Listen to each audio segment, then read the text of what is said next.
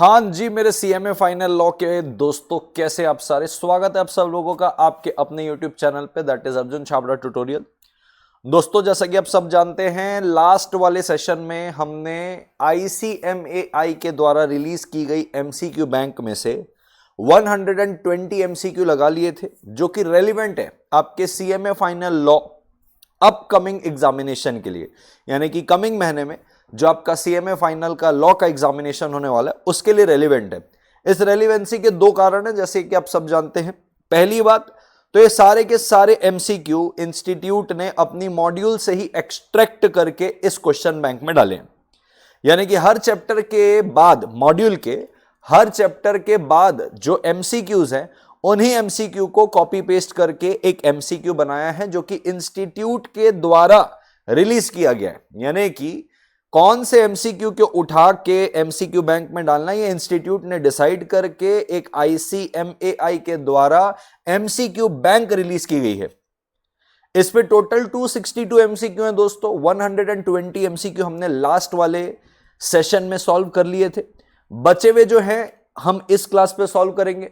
Last वाली class में भी कुछ एमसीक्यू के आंसर जो गलत थे मैंने आपको करेक्ट कराए थे। कुछ एमसीक्यू के अंदर एरर था जिसको मैंने बोला था कि इसका कोई आंसर नहीं बन सकता, वो कराएंगे। लगभग आज वाली क्लास में भी यही अप्रोच रहेगा। और मेरा मानना ये है कि अगर इस 262 एमसीक्यू में, जो कि हार्डली कल 1 घंटे का था 120 वाला 120 एमसीक्यू, और आज 1 घंटा सवा घंटा लगेगा, अगर आप ये 1.25 घंटे बिता के, मैं कहता हूं इन 262 एमसीक्यू में अगर गलती से आपके एग्जामिनेशन में 5 से 7 एमसीक्यू फंस जाते हैं, यानी कि सर 2.25 घंटे देने के बाद आप 14 मार्क्स स्कोर करने की प्रबल संभावना में रहेंगे। और ये 14 मार्क्स कोई छोटे नहीं होते। बूंद बूंद से घड़ा भरता है और बूंद बूंद से ही घड़ा खाली भी हो जाता है। इसका सिंपल मतलब है कि आप थोड़े थोड़े मार्क्स से पास भी होते हैं और थोड़े थोड़े मार्क्स से फेल भी होते हैं। तो दोस्तों ध्यान दीजिएगा इसको, ये पूरे मॉड्यूल के ही एमसीक्यू है और इंस्टीट्यूट के द्वारा रिलीज की गई एमसीक्यू बैंक है। इसको हम जो रिमेनिंग पार्ट है इसको हम आज करने वाले हैं। तो बिना किसी देरी के दोस्तों लेट्स स्टार्ट। अप्रोच यही रखना, अगर आपके पास ये एमसीक्यू बैंक है तो जैसे ही मैं क्वेश्चन पढ़ूंगा पॉज करके खुद के आंसर डिराइव कर लेना दिमाग में, उसके बाद मेरे आंसर सुनना। जरूरी नहीं है जो आंसर एमसीक्यू बैंक में पीछे दिया हुआ है वो कट टू कट सही है, कुछ जगह 2-4 जगह आंसर गलत भी दिए गए हैं। तो आप खुद पहले सॉल्व करिएगा, उसके बाद मेरा आंसर देखिएगा। मैं उम्मीद करता हूं आपको ये सेशन बहुत फ्रूटफुल लगेगा। शुरू करते हैं दोस्तों बिना किसी देरी के। आइए दोस्तों शुरू करते हैं 121 नंबर के एमसीक्यू से शुरू करते हैं दोस्तों, क्योंकि 120 तक कल अपन ने सॉल्व कर लिया था।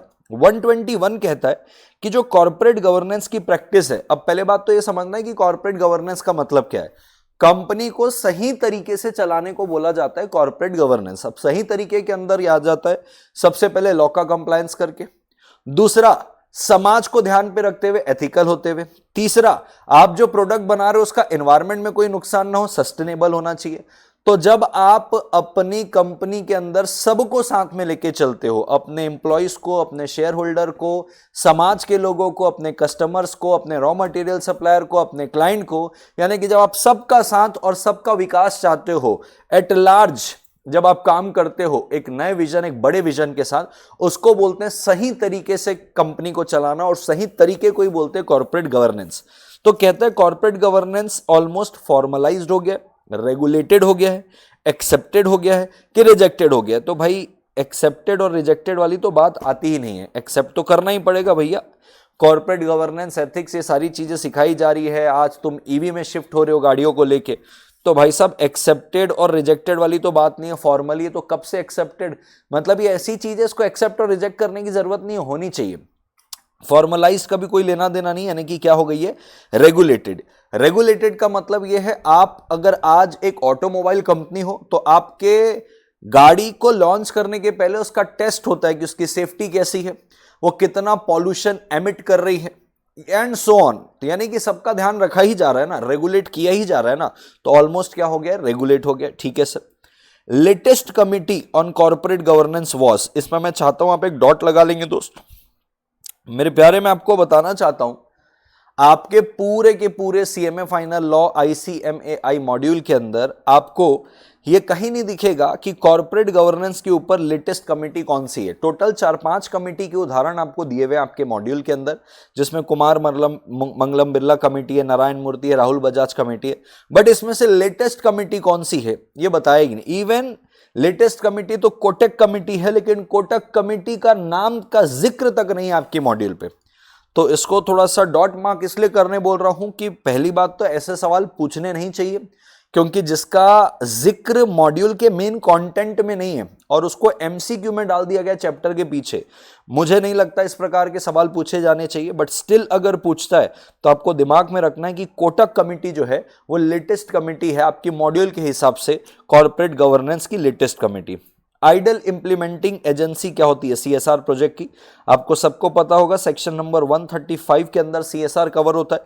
तो कहता है सही तरीका क्या होता है एजेंसी को इंप्लीमेंट करने का, मतलब जब आप अपने पिछले 3 साल के नेट प्रॉफिट के एवरेज का 2% लगाते हो तो आपको उस इंप्लीमेंटेशन के लिए या तो सेक्शन 8 कंपनी बनानी होती है, या तो रजिस्टर्ड ट्रस्ट के माध्यम से, या तो रजिस्टर्ड सोसाइटी के माध्यम से। ये कंपनी खुद भी बना सकती है, ये सरकार का भी हो सकता है, या तो कोई ऐसी सेक्शन 8 कंपनी जिसका कम से कम 3 साल का ट्रैक रिकॉर्ड हो। तो बोले जब आप कोई एजेंसी सेलेक्ट करोगे CSR प्रोजेक्ट के लिए तो वो कौन होनी चाहिए, सेक्शन 8 कंपनी होनी चाहिए, ट्रस्ट होना चाहिए, society, one of the above. हालांकि ट्रस्ट की जगह रजिस्टर्ड ट्रस्ट इनको लिखना था, but any one of the above से क्लियर हो रहा है कि वो रजिस्टर्ड ट्रस्ट के ऊपर ही इशारा कर रहे हैं, क्योंकि सेक्शन 8 कंपनी और सोसाइटी के माध्यम से तो आप कर ही सकते हो CSR के प्रोजेक्ट को। ठीक है सर।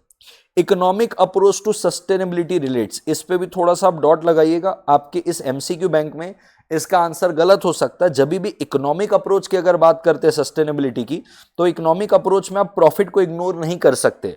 वहां पे साफ लिखा है आपके मॉड्यूल में, स्टैंडर्ड ऑफ लिविंग कॉम्प्रोमाइज नहीं होनी चाहिए सस्टेनेबिलिटी के इस अप्रोच पे। Corporate governance is more about result achieve करना, थिंग मैनेज करना, method of managing a company या fair method of managing a company. Definitely fair method, company को सही तरीके से चलाना मतलब फेयर तरीके से चलाना। ठीक है सर। जो भी आइटम शेड्यूल 7 में दिए गए, अब शेड्यूल 7 किसका बोल रहा है बेटा, 135 जो है corporate social responsibility, section number 135, section 135 of the companies act 2013 के अंदर अपने को बोलता है कि भाई शेड्यूल 7 के अंदर आपको लिस्ट दी हुई है जहां जहां पे आप अपने CSR अमाउंट को इन्वेस्ट कर सकते हो। मतलब ऐसा नहीं कि सिर्फ उन्हीं जगह कर सकते हो, आपको लिबरली इंटरप्रिटेट करनी है। तो बहुत सारी लिस्ट के अंदर बहुत सारी एक्टिविटीज हैं, यानी कि प्रोजेक्ट्स हैं जहां पे आप अपने CSR का अमाउंट इन्वेस्ट कर सकते हो। तो कहता है उसको स्ट्रिक्टली इंटरप्रिटेट करे कि लिबरली इंटरप्रिटेट करे, कंपनी के ऊपर है कि ये सिर्फ गाइडलाइन है।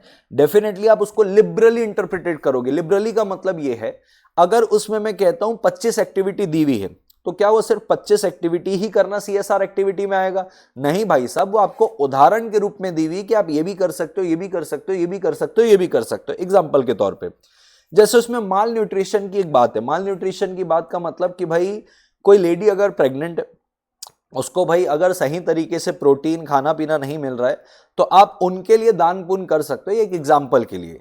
लेकिन मान लो अगर कोई मर रहा है, बराबर है क्या, मर रहा है, उसके पास इलाज के लिए पैसे नहीं है, आप उसके लिए क्या खर्चा करोगे? तो क्या वो CSR एक्टिविटी में काउंट नहीं होगा? डेफिनेटली होना चाहिए और होगा भी। तो आपको जो शेड्यूल 7 के अंदर जितनी भी CSR के संबंध में लिस्ट दिया हुआ है, वो एक उदाहरण के रूप में है कि आप इसको लिबरली इंटरप्रिटेट करो और समाज में जहां आपको लगता है कि यहां पे उचित है इस कॉर्पोरेट सोशल रिस्पॉन्सिबिलिटी के अमाउंट को इन्वेस्ट करना, वहां पे आप उसको इन्वेस्ट कर सकते हो। Corporate CG practices should target to keep balance amongst. Corporate governance की प्रैक्टिस किसको टारगेट करने के लिए है?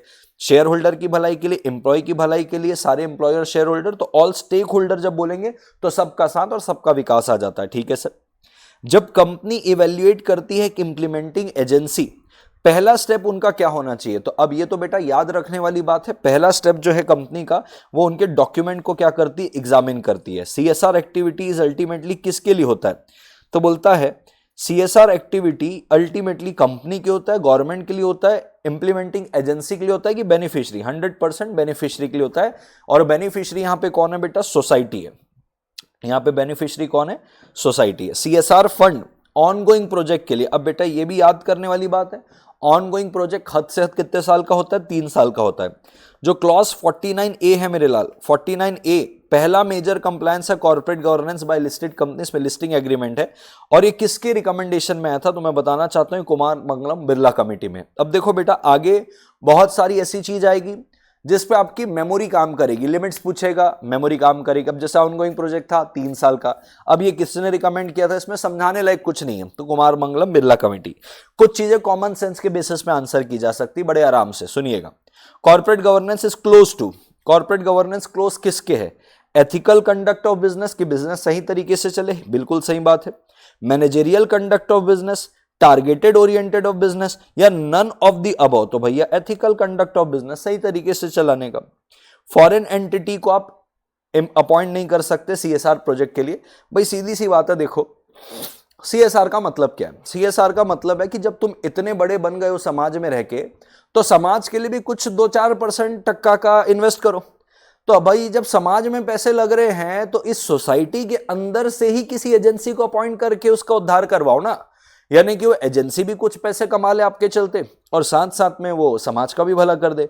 अब तुम करवाना चाहते हो समाज के लिए भला, लेकिन कोई ऑर्गेनाइजेशन फॉरेन की उससे करवाना चाहते हो, ये नहीं चॉल बे, ठीक है sir. Some of the reason for which companies can not practice good governance, क्या कारण है कि गुड गवर्नेंस नहीं हो पाता है? एग्जाम्पल में जो लिखा हुआ है, नैरो माइंडेड है प्रमोटर का, कि भाई सही तरीके से वो कंपनी नहीं चला सकता। फाइनेंशियल प्रॉब्लम है कंपनी को, अब जब खुद के पास पैसा नहीं तो तुम क्या करोगे गवर्नेंस। अनहेल्दी कंपटीशन होगा, ये कंप्लीशन नहीं है, अनहेल्दी कंपटीशन इन मार्केट, और एनी ऑफ द अबव। सीधी सी बात है, सारे कारण है जिसकी वजह से आप कॉर्पोरेट गवर्नेंस नहीं कर पा रहे होंगे। A company sponsors the expenditure of a primary school of physically disabled student, जिसके 200 स्टूडेंट है। भाई देखो एक मजेदार बात है कि कंपनी स्पॉन्सर कर रही है 200 बच्चों के एजुकेशन का जो फिजिकली डिसेबल्ड है, ठीक है सर। 3 एम्प्लॉय जो हैं, इन 200 में से 3 एम्प्लॉय ऐसे हैं जो फिजिकली डिसेबल्ड है और ये एम्प्लॉय के बच्चे हैं। अब सवाल आता है, सीएसआर एक्टिविटी के अंदर एक बात लिखी है कि अगर आप एम्प्लॉयज के बेनिफिट के लिए कुछ करोगे तो हम उसको सीएसआर एक्टिविटी नहीं मानेंगे, क्योंकि भाई ये तो अल्टीमेटली कंपनी अपने एम्प्लॉयज के लिए कर रही है, एक प्रकार से कंपनी अपनी पर्क्स दिखा रही, देखो हम अपने एम्प्लॉयज के लिए ये सारी चीजें करते हैं। समाज के लिए आप क्या कर रहे हो? तो एम्प्लॉयज के बेनिफिट के लिए अगर आप कुछ करते हो तो उसको सीएसआर एक्टिविटी नहीं माना जाता। सवाल ये आता है कि सर सिर्फ 3 ही एम्प्लॉय के बच्चे हैं उन 200 में से, यानी कि 197 ऐसे लोग हैं जो समाज के ही लोग हैं, तो क्या इसको सीएसआर एक्टिविटी माना जाए कि इसको सीएसआर एक्टिविटी नहीं माना जाए? तो देखेंगे अगर, तो कहता है सबसे पहले school will qualify as CSR project as admission of the employees children is incidental. Incidental का मतलब हम जिस स्कूल के अंदर स्पॉन्सरशिप कर रहे हैं वहां पे गलती से हमको पता भी नहीं था 2-3 बच्चे एम्प्लॉयज के पढ़ रहे थे, हमको आइडिया नहीं था, हम जानबूझ कैसे नहीं कर रहे, और 3 ही बच्चे। दूसरा, क्वालिफाई नहीं करेगा सीएसआर प्रोजेक्ट, डिपेंड करता है कंपनी के ऊपर और डिपेंड करता है बोर्ड ऑफ डायरेक्टर के लिए। तो कॉमन सेंस में इसका आंसर सबसे बढ़िया यही है कि भाई 3 ही तो बच्चे, ये 50 बच्चे होते तो बात अलग होती, 30 बच्चे होते तो बात अलग होती, 3 ही है, ठीक है, और वो भी इंसिडेंटल है। Which will not qualify as CSR expenditure, पहला डायरेक्ट डोनेशन दे रहे हो किसी अनरिकॉग्नाइज्ड चैरिटेबल ऑर्गेनाइजेशन को। दूसरा, आप कंट्रीब्यूट कर रहे हो शेड्यूल 7 वाले में, तो अपने को तो बोल रहा है कौन सा क्वालिफाई नहीं करेगा, ये तो क्वालिफाई करेगा। एनी एक्टिविटी अंडर शेड्यूल 7, ये भी क्वालिफाई करेगा। Direct implementation of CSR project by company, ये भी क्वालिफाई करेगा। यानी कि कॉमन सेंस में यही आंसर आ रहा है कि जो अनरिकॉग्नाइज्ड चैरिटेबल ऑर्गेनाइजेशन है, इसको अगर आप क्या करते हो, स्पेंड करते हो, ये सीएसआर एक्सपेंडिचर में नहीं काउंट होगा। एडवांटेज क्या है जब आप डायरेक्ट इंप्लीमेंट कर लेते हो सीएसआर एक्टिविटी? यहां पे डायरेक्ट इंप्लीमेंटेशन का मतलब मैं बताता हूं, कंपनी खुद सेक्शन 8 कंपनी बना लेती है, उसके माध्यम से करती है, रजिस्टर्ड ट्रस्ट खुद बना लेती है, रजिस्टर्ड सोसाइटी खुद बना लेती है, इसको बोलते हैं कंपनी के द्वारा डायरेक्ट इंप्लीमेंटेशन। तो या तो कंपनी ये सारी चीज खुद कर ले, या तो सरकार के द्वारा बनाई गई सेक्शन 8 कंपनी रजिस्टर्ड ट्रस्ट और इससे कर ले, या तो किसी ऐसी सेक्शन 8 कंपनी जिसका कम से कम 3 साल का ट्रैक रिकॉर्ड है। ये सारी बातें 135 रीड विद रूल्स के अंदर लिखी हुई है। एडवांटेज की क्या बात कर रहा है direct implementation of CSR activity by the company? आर, पहला flexible, since even small decision also are taken by the company, flexible हो जाती चीजें कि स्मॉल डिसीजन छोटी छोटी भी कर ले। बेटर सुपरवाइजिंग हो जाएगी क्योंकि आप डायरेक्टली इंप्लीमेंट कर रहे हो। क्विक डिसीजन मेकिंग, सारे तो है भाई, सारे एडवांटेज ही तो है, ऑल ऑफ द अबव।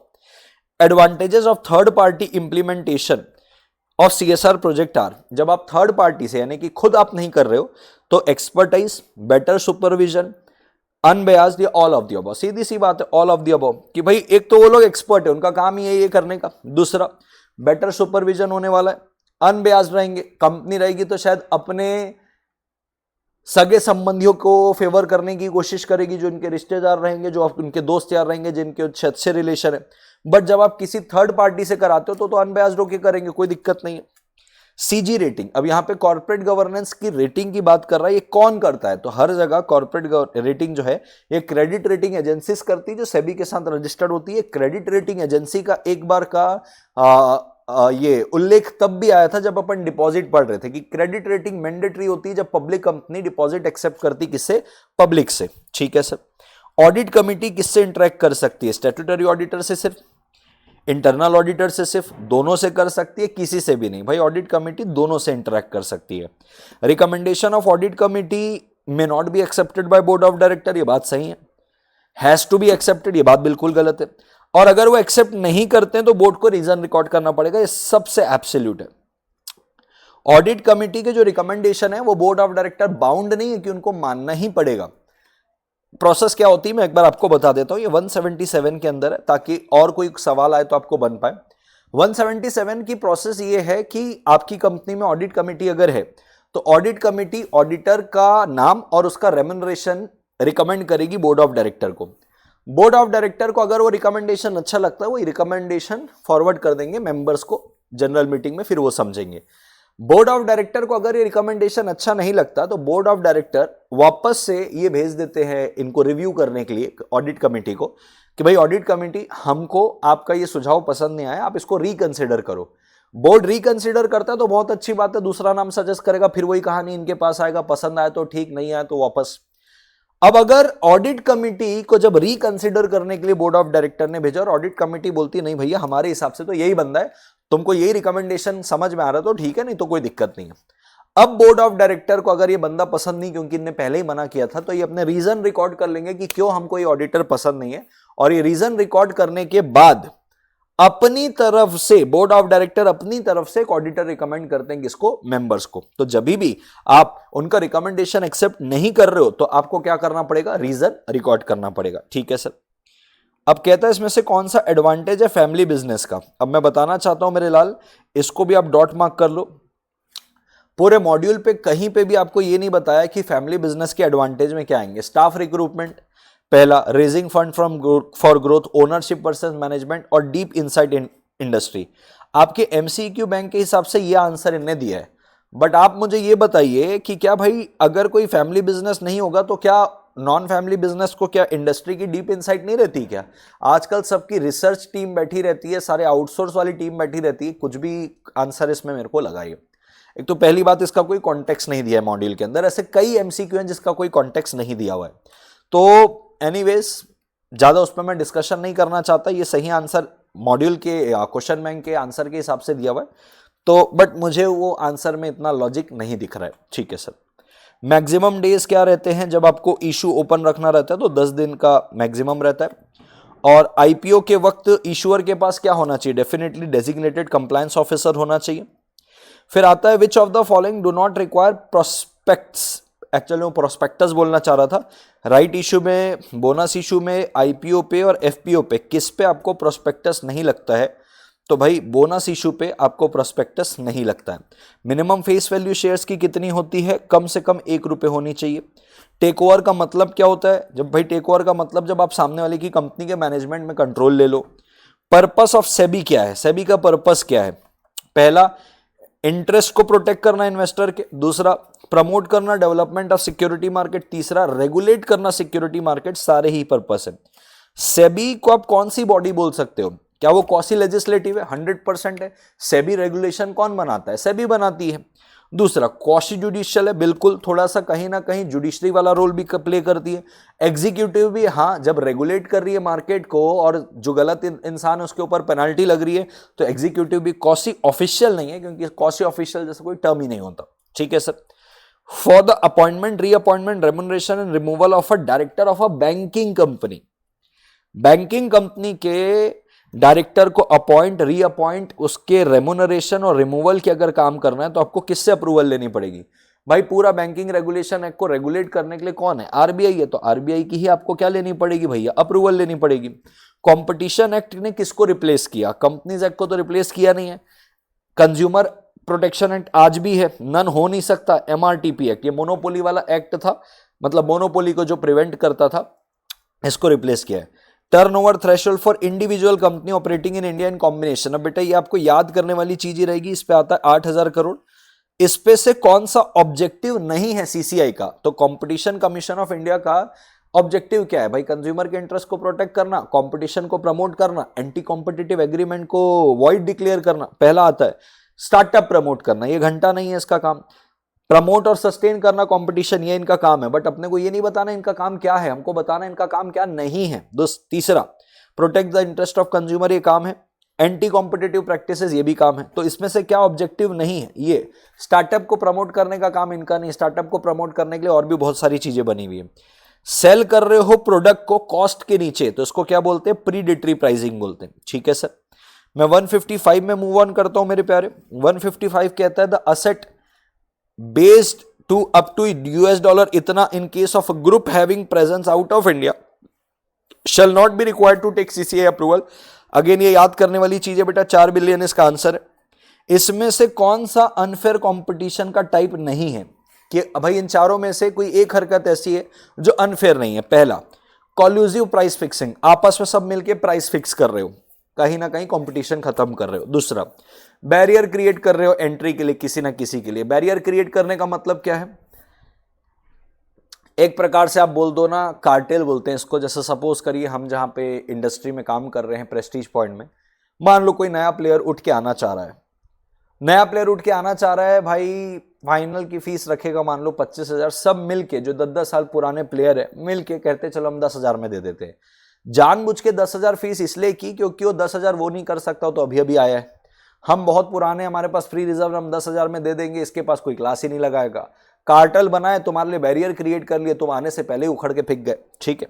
तीसरा tie in purchase. Tie in purchase agreement का मतलब क्या होता है भाई? हमारे यहां से आपको गैस तभी मिलेगा, मतलब स्टोव होता है ना खाना पकाते जिसमें, जब आप हमारी एजेंसी से सिलेंडर लोगे, यानी कि इसको बोलते हैं टाई इन प्रोडक्ट। स्टोव लेना है उसके लिए गैस लेना ही पड़ेगा। तो ये तो भाई अपने प्रोडक्ट की चॉइस है कि अगर आपको ये लेना है तो आपको सिलेंडर लेना ही पड़ेगा। तो ये वाला जो है ये अनफेयर नहीं है। प्रीडेटरी प्राइसिंग भी क्या है? अनफेयर है। ये वाला अनफेयर नहीं है। विच of the following is not the objective of competition act? इसमें से कौन सी चीज कॉम्पिटिशन एक्ट के ऑब्जेक्टिव में नहीं है? To prevent practices having adverse effect on competition, ये तो है। टू प्रिवेंट कॉम्पिटिशन, अरे भाई ये तो गलत बोल दिया आपने। कंपटीशन को प्रिवेंट करने का काम थोड़ी है, कंपटीशन को प्रमोट करने का काम है कंपटीशन एक्ट का। तो ये तो आप प्रिवेंट की बात कर रहे हो। Unfair competition under the competition act 2002 means कॉलोजी वाला pricing, allocation of market, discriminatory pricing etcetera, all of the above. कॉलोजी वाला तो है, मार्केट बांट लेना को भी वही है। इसके लिए मैंने हमेशा आपको एग्जांपल दिया once upon a time in Mumbai का। तो ये सारे के सारे ऑप्शन रहेंगे। अब देखो ये अगेन एसोसिएशन है, प्रोड्यूसर है, सेलर है, ट्रेडर है, ये सब के सब एग्रीमेंट करके लिमिट कर रहे हैं, कंट्रोल कर रहे हैं प्रोडक्शन को, डिस्ट्रीब्यूशन को, सेल को। इन सबको क्या बोल रहे हैं? कार्टेल। मिली भगत जहां कर ली इसको क्या बोलते हैं? Cartel. Which of the following is not the benefits of CSR program? Attracting and retaining employees है, कम्युनिटीज एज सप्लायर्स है, enhancing corporate reputation, mutual trust, इसका कोई बेनिफिट नहीं है। कोई भी पर्सन जो कंपटीशन एपीलेट ट्रिब्यूनल के ऑर्डर से दुखी है वो सुप्रीम कोर्ट को जाके अपील कर सकता है। कितने दिन में? तो 60 दिन के अंदर। Chairperson and every other member जो कमीशन के कितने समय के लिए? 5 साल के लिए ऑफिस होल्ड करके रखेंगे। कमीशन के पास पावर है कि वो आपके ऊपर फाइन लगा सकता है जो कि अप टू -% हो सकता है टोटल टर्नओवर और the assets of the combination, जो भी हायर हो, for failure to give notice to commission. जब आप कॉम्बिनेशन करते हो तो आपको नोटिस देना पड़ता है हम ये कॉम्बिनेशन कर रहे हैं, नहीं देते हो तो अप टू 1% तक की आपको क्या लग सकती है? फाइन। कमीशन में not with standing anything contain in any other law for the timing force, writing में डायरेक्ट कर सकती है कि जो भी इंटरप्राइज डोमिनेटिंग पोजीशन एंजॉय कर रहा है उसको वो डिवाइड कर सकती है, मतलब बांट सकती है, तोड़ सकती है, ताकि वो डोमिनेटिंग पोजीशन का मिसयूज ना करे। तो क्या क्या ऑर्डर दे सकती है? ट्रांसफर करने बोल सकती है, property, right, liability, organisation, adjustment करने बोल सकती है किसी कॉन्ट्रैक्ट का, क्रिएशन, अलॉटमेंट, सरेंडर, यस, ये तीनों बोल सकती है, ऑल ऑफ द अबव। चलते जीवन में आगे 165 में चलते हैं दोस्तों। If commission does not on the expiry of a period of dash days from the date of notice given to the commission, order अगर कोई पास नहीं करता है तो देखो भाई सीधी सी बात बोलता हूं, जब भी आप कोई कॉम्बिनेशन करते हो आपको नोटिस देना पड़ता है कमीशन को।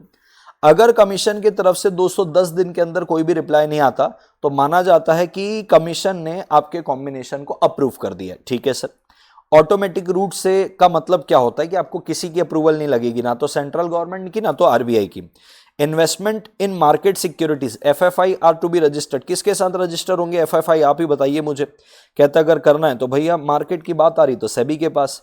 अब ये जो डीपीआईआईटी है, डीपीआईआईटी का फुल फॉर्म क्या होता है और ये किसके अंदर आता है, तो डीपीआईआईटी का फुल फॉर्म होता है बेटा department for promotion of industry and internal trade. अब ये कहता है किसके अंदर आता है, इंडस्ट्री एंड कॉमर्स के अंदर, सीधी सी बात है। Sale of shares from a resident to non resident, इसको करंट अकाउंट ट्रांजेक्शन बोले, कैपिटल बोले, एनी ऑफ द अबव बोले, नन ऑफ द अबव। अब देखो जब आप शेयर सेल कर रहे हो, रेसिडेंट नॉन रेसिडेंट को कर रहा है, तो एक बात बताओ, शेयर रेसिडेंट कर रहा है यानी कि इंडियन कंपनी का होगा शेयर। ठीक है सर। अब इंडियन कंपनी का शेयर किसके हाथ लग रहा है, बाहर वाले के पास, नॉन रेसिडेंट के पास। तो क्या मैं कह सकता हूं उस नॉन रेसिडेंट का इंडिया के अंदर, क्योंकि कंपनी इंडिया में है, उसका असेट बना है, क्योंकि भाई असेट ही तो है शेयर्स। हाँ, इस पे जो डिविडेंड मिलेगा वो एक रिकरिंग नेचर का रहेगा, वो करंट अकाउंट ट्रांजेक्शन। बट क्या जो पर्सन नॉन रेसिडेंट है, PROI है, पर्सन रेसिडेंट आउटसाइड इंडिया है, क्या उसका इंडिया में असेट बना है? हाँ। तो कैपिटल अकाउंट ट्रांजेक्शन का मतलब क्या होता है, अगर इंडिया का बंदा है, पर्सन रेसिडेंट इन इंडिया, उसकी फॉरेन असेट या फॉरेन लायबिलिटी अफेक्ट हो रही है, ये कैपिटल अकाउंट ट्रांजेक्शन है। PROI की इंडियन असेट और इंडियन लायबिलिटी अफेक्ट हो रही है, ये कैपिटल अकाउंट ट्रांजेक्शन है। तो या क्या ये कैपिटल अकाउंट ट्रांजेक्शन है? Yes, the answer is yes. किसके नजरिए से? PROI के नजरिए से। FDI प्रोहिबिटेड है, लॉटरी वाले बिजनेस में, गैम्बलिंग में, सब में प्रोहिबिटेड है। Individual can avail of foreign exchange facility for the following purpose with LRS limit, liberalise remittance scheme में अप टू 2,50,000 तक आप ऑथराइज पर्सन से विड्रॉल ले सकते हो बिना आरबीआई की अप्रूवल के। तो किस किस चीज के लिए ले सकते हो LRS में बिना अप्रूवल के? पहला कहता है प्राइवेट विजिट कर रहे हो, नेपाल भूटान को छोड़ दो, गिफ्ट और डोनेशन दे रहे हो, चलेगा। इमिग्रेशन, एक होता है आई वाला, IMI वाला इमिग्रेशन, और एक होता है एमाइग्रेशन, इमिग्रेशन, एमाइग्रेशन। ये तीनों के लिए आप $2,50,000 तक विड्रॉल ले सकते हो, किससे? ऑथराइज पर्सन से। तो all of the above. Eligible borrower can raise up to कितना रेज कर सकता है? $750 million $। Total maximum remittance during a financial year LRS में अभी डिस्कस किया था $2,50,000। ठीक है सर। अब आता है 174, the following remittance is prohibited. कहता है इन चार में से कौन सी रेमिटेंस, रेमिटेंस का मतलब होता है पैसे भेजना। पहला, जब आप ऐसा कोई रेमिटेंस कर रहे हो जो प्रोहिबिटेड है शेड्यूल 1 में, जैसे lottery ticket, sweepstake, call back services के लिए। शेड्यूल 2 पे जो करंट अकाउंट ट्रांजेक्शन में सेंट्रल गवर्नमेंट की अप्रूवल के साथ बोलता है कि अगर रेमिट करना है तो CG का अप्रूवल लगेगा। दूसरा, remittance from India for margin और मार्जिन कॉल्स ओवरसीज, ये भी प्रोहिबिटेड है। तीसरा, ऑल ऑफ द अबव हो गया, सीधी सी बात है। जेनिथ लिमिटेड है, जेनिथ लिमिटेड एक कंपनी है जो यूके पे रजिस्टर्ड है, वो शेयर इशू करती सिटीजन ऑफ यूके को, सिटीजन ऑफ यूके को अंडर द इंडियन लॉ। गजब क्वेश्चन है। A company registered in UK issue shares to the citizen of UK under the Indian law. कुछ भी क्वेश्चन पूछ रहा है भाई, नन ऑफ द अबव इसका आंसर रहेगा। फेमा क्या इंकरेज करता है? फॉरेन करेंसी ट्रांजैक्शन इंकरेज करता है, प्रोहिबिट करता है कि रिस्ट्रिक्ट करता है? पूरा प्रोहिबिट भी नहीं करता, पूरा इंकरेज भी नहीं करता, मैनेज करता है। Right word will be restrict. NPA का मतलब क्या होता है? Non performance asset, non performance asset. Banking regulation act 1949 पे आया था। कैश रिजर्व रेशियो कितना होना चाहिए? Cash reserve ratio should be -% of total, ये 4 आएगा इस पे। SLR का मतलब क्या होता है? Statutory liquidity reserve. Banking companies dividend pay नहीं कर सकती जब तक फॉलोइंग चीजें वो राइट ऑफ ना कर दे। प्रीलिमिनरी एक्सपेंस राइट ऑफ करते हैं, ब्रोकरेज भी, कमीशन भी, all of the above. Asset reconstruction company को आरबीआई के साथ रजिस्टर होना पड़ता है, सेक्शन 3 में लिखी है बातें। जुडिशियल अथॉरिटी सरफाइसी के केस में कौन होती है? DRT होती है। अगर बैंकिंग कंपनी का अमलगमेशन करना है तो कितने परसेंट की वोटिंग रिक्वायर्ड होती है? 2/3 के मेरे लाल। ठीक है sir. Every banking company shall maintain liquidity asset not less than कितना परसेंट? तो बोले 25%। ये बेटा लिमिट्स याद रखनी पड़ेगी, इसमें मैं कुछ समझा नहीं सकता क्योंकि लॉ पे लिखा हुआ है। हर बैंकिंग कंपनी को एक बैलेंस शीट बनानी है as on the last working day of what? Accounting year. सीधी सी बात है भाई साहब, accounting year. According to banking regulation है, कोई भी बैंकिंग कंपनी डिविडेंड पे नहीं करेगी जब तक वो डेप्रीशिएशन नहीं राइट ऑफ कर देती। Capitalised expense have been completed, write in off, ये वाला ऑप्शन रहेगा। ऊपर भी एक क्वेश्चन आया था बट ये वाले ऑप्शन में सिर्फ एक ही ऑप्शन टिक होगा। Minimum paid up share capital life insurance के लिए 100 करोड़ होती है मेरे लाल। बैंकिंग रेगुलेशन एक्ट कब इनेक्ट हुआ था? अभी ये वापस से आ गया 1949। ऑफिसर जो अपॉइंट होते हैं किसके द्वारा? सेंट्रल गवर्नमेंट के द्वारा, उनको क्या बोलते हैं? कंट्रोलर ऑफ इंश्योरेंस बोलते हैं मेरे लाल। In case of insurance company, dash percentage of asset have to be remain invested in government securities। 25% बेटा आपका government securities में ही रहना चाहिए। Actuarial valuation on life insurance business has to be done once in 1 year। एक साल पे एक बार करते हैं दोस्त। Insurance policy made by an insurer shall not be questioned। जो भी इंश्योरेंस पॉलिसी इंश्योरर ने दी है उसको क्वेश्चन नहीं किया जाएगा 3 साल के बाद। Insurance business is regulated by RBI के द्वारा डेफिनेटली। जीवन में आगे बढ़ते हैं दोस्तों फटाफट। आरबीआई के द्वारा इंश्योरेंस बिजनेस रेगुलेट हो गया। सॉरी, नहीं, आरबीआई कैसे रेगुलेट करेगी? इसके लिए तो अलग से रेगुलेटरी अथॉरिटी है, IRDA। ठीक है, इंश्योरेंस रेगुलेटरी डेवलपमेंट अथॉरिटी। तो ये यहां पे नन ऑफ द अबव आएगा। IRDA को कब स्टैब्लिश किया गया था? तो IRDA को 1999 पे स्टैब्लिश किया गया था। कोई भी insurer carrying on the business of life insurance and general insurance shall be registered unless he has minimum 100 crore. तो दोबारा आ गया। The chairman of the insurance regulatory and development authority office hold करेगा। हर जगह बेटा 5 साल आता है, हर जगह आप देखना मोटा मोटा, ये भी 5 साल है। Amount credited to insurance regulatory and development authority fund shall consist of. अब बेटा देखो ये सारे जो फंड है, चले आप IEPF ले लो, इसमें सरकार के डोनेशन, ग्रांट्स, जो भी गवर्नमेंट फीस वीस आती है, सब ऑल ऑफ द अबव इसके अंदर आएगा। IRDA shall dash within dash after the close of each financial year, central government को एक रिपोर्ट देगी, true and fair account of activities 9 month के अंदर देना होता है बेटा। Principle of dash insured that an insured does not profit by insuring with multiple insurer. अब इसके लिए भी मैं आपको डॉट लगाना चाहूंगा बेटा, मॉड्यूल पे इसका आंसर कहीं पे भी किसी प्रकार का कुछ नहीं दिया है तो मैं इस पर टिप्पणी नहीं करना चाहूंगा। Actually is expected to, actually का मतलब एक कोर्स होता है एक्चुअली, ठीक है, उसको एग्जैक्टली फोरकास्ट करना पड़ता है कि क्या लाइबिलिटी भविष्य में आ सकती है। इंश्योरेंस लॉ का अमेंडमेंट बेटा 2015 में आया था एक बार, ये सारी याद रखने वाली चीज है बेटा। फिर लाइफ इंश्योरेंस बिजनेस के लिए पूछा हुआ है कि भाई इसके अंदर क्या क्या आता है, कि भाई business affecting contract upon human life including contract this that. फिर कहता है डीम्ड टू इंक्लूड क्या होगा?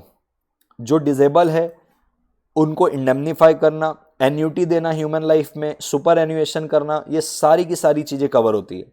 Amount of indemnity may be limited by certain condition which may be injury और loss sustained by the insured, बिल्कुल correct है। Indemnity is limited to the amount, बिल्कुल any और all of the above answer रहेगा। Fire और motor accident के वक्त बेटा आपका जो इंटरेस्ट है वो दोनों वक्त होना चाहिए, जब एट द टाइम आपने पॉलिसी लिया और जब आपका एक्सीडेंट हुआ, दोनों तरफ।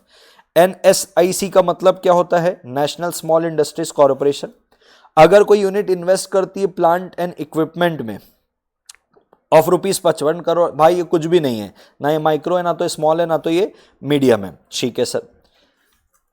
लिमिट अगर आपको याद होगी तो आपको समझ में आ जाएगा। While calculating the value of asset for ascertaining the classification the value of the following is excluded. कौन सी वैल्यू एक्सक्लूड करते हैं? Land, furniture and fitting, none of the above, both. बेटा इसको, इन दोनों को एक्सक्लूड करते हैं, लैंड, फर्नीचर और इसको। कब? जब आप वैल्यू असर्टेन कर रहे हो। फिर कहता है जब आप असर्टेन कर रहे हो वैल्यू ऑफ असेट, और क्या एक्सक्लूड करते हो? एनी सेल, डोमेस्टिक सेल की एक्सपोर्ट, एक्सपोर्ट को आप एक्सक्लूड करते हो। सर्टिफाइंग अथॉरिटी को लाइसेंस कौन देता है? Controller of certifying authority. के साइबर लॉ आपका शुरू हो गया। Which among the following is not an offence, इसमें से IT एक्ट का कौन सा ऑफेंस नहीं? आप टेम्परिंग करोगे ऑफेंस है, हैकिंग करोगे ऑफेंस है, मिस रिप्रेजेंट करोगे ऑफेंस है। अब कंट्रोलर ऑफ सर्टिफाइंग अथॉरिटी, अब ये थोड़ी ऑफेंस है। चलिए जीवन में आगे बढ़ते हैं दोस्तों फटाफट। 212 में आते हैं। 212 अपने को कहता है information technology reasonable security practice and procedure. ये सारे रूल कब बने थे? तो 2011 में बेटा ये रूल बने थे। OSBI का मतलब क्या होता है? Open source business intelligence. Key benefit that business can get from BI application, speed हो जाता है, ऑप्टिमाइज हो जाता है, इंक्रीज, ये सारे होते हैं, ठीक है। Decision of cyber appellate tribunal, आप अपील कर सकते हो, किसको? हाई कोर्ट को कर सकते हो। Information technology, then again rule की बात कर रहा है। क्या ये सिर्फ बॉडी कॉर्पोरेट और पर्सन लोकेटेड इन इंडिया को लगता है? क्या ये सिर्फ बॉडी कॉर्पोरेट और पर्सन लोकेटेड आउट को लगता है, सिर्फ इंडिविजुअल को? ये ऑल ऑफ द अबव? भाई साहब ये सिर्फ और सिर्फ उन पर्सन और बॉडी कॉर्पोरेट जो इंडिया पे है उनको लगता है। इसमें से कौन सा साइबर क्राइम नहीं है? टेम्परिंग करोगे साइबर क्राइम है, हैकिंग करोगे साइबर क्राइम है, पब्लिशिंग, फालतू क्वेश्चन है। अब मेरे को एक बात बताओ, अगर आप मेल में सेंड कर रहे हो थ्रेट बाय ईमेल, ये भी तो आपकी मॉड्यूल में साइबर क्राइम के अंदर कवर आ रहा है। मेरे हिसाब से ये sending threatening messages by email, ये IPC के अंदर शायद कवर होता है। मैं एक बार इसको चेक कर लेता हूं, जस्ट अ मोमेंट मेरे प्यारे। मुझे तो ऐसा डाउट आ रहा है कि चारों के चारों होने चाहिए। एक ही सेकेंड बस, आपकी मॉड्यूल से इसको चेक किया जाए। थ्रेट की बात है, थ्रेट,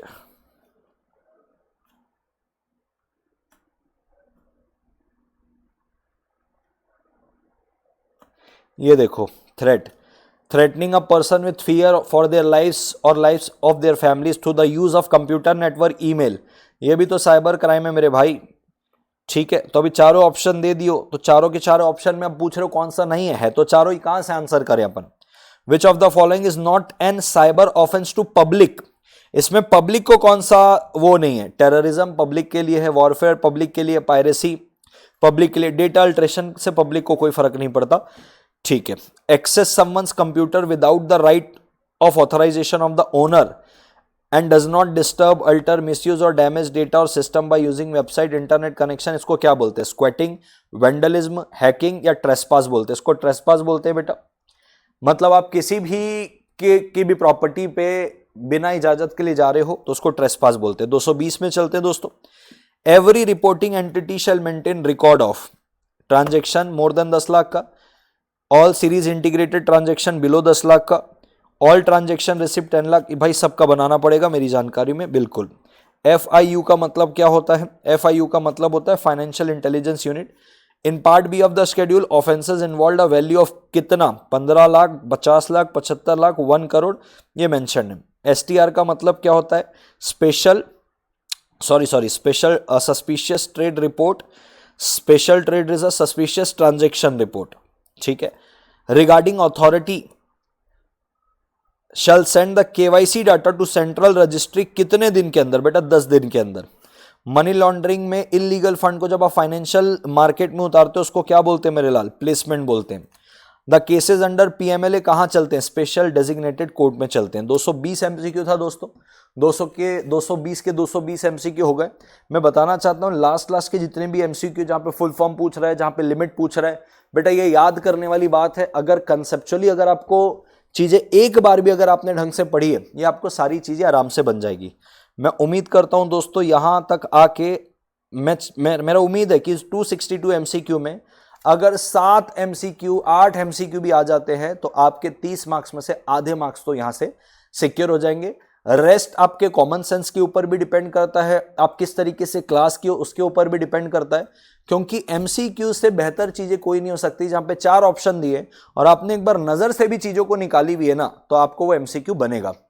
सो दैट्स ऑल दोस्तों। थोड़ा सा भी अगर वैल्यू एडिशन हुआ होगा इन MCQ सेशन से तो इस सेशन को लाइक करिएगा, दोस्तों के साथ शेयर करिए, चैनल में नहीं हो तो सब्सक्राइब जरूर करिएगा। This side CS Arjun Chhabra signing off. और इसके अलावा मेरी तरफ से आपको क्या क्या चाहिए ये कमेंट बॉक्स में जरूर बताइएगा कि सर ये अपकमिंग एग्जाम के लिए इन सारी चीजों की भी जरूरत है। Thank you so much all of you दोस्तों, टेक केयर, बाय बाय।